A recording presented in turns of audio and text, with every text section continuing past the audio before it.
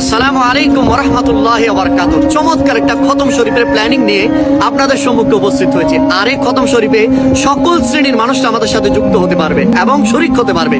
বাংলাদেশ এবং বিশ্বের যেই যে এখানে থাকুক না কেন, আমাদের এই খতম শরীফে চাইলে আপনারাও শরীক হতে পারবেন। এই খতম শরীফ হচ্ছে সূরা ইখলাস শরীফের খতম শরীফ, এবং এই সূরা প্রত্যেক মুসলমানের মুখস্থ এবং টুটস্থ আছে।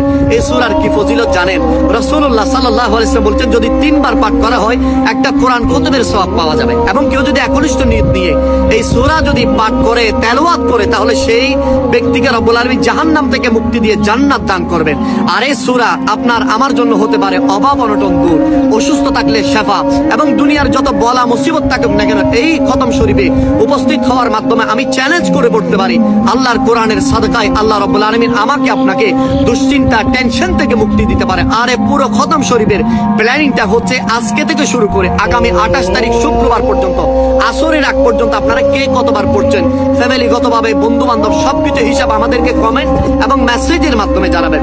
এবং আসরের পরে, শুক্রবার 28 তারিখ আসরের পরে আমরা মোবাইল লাইভের মাধ্যমে দেশ পুরো বিশ্বের মুসলমানের জন্য আমরা দোয়া করব। যারা শরীক শামিল হয়েছে প্রত্যেকের জন্য দোয়া করব, বিশেষ করে স্পেশাল ফিলিস্তিনের জন্য দোয়া করা হবে। এই ভিডিওটা আপনারা বেশি বেশি শেয়ার করবেন এবং বন্ধু বান্ধব, পরিবার আমরা প্রত্যেকে যুক্ত হতে পারি।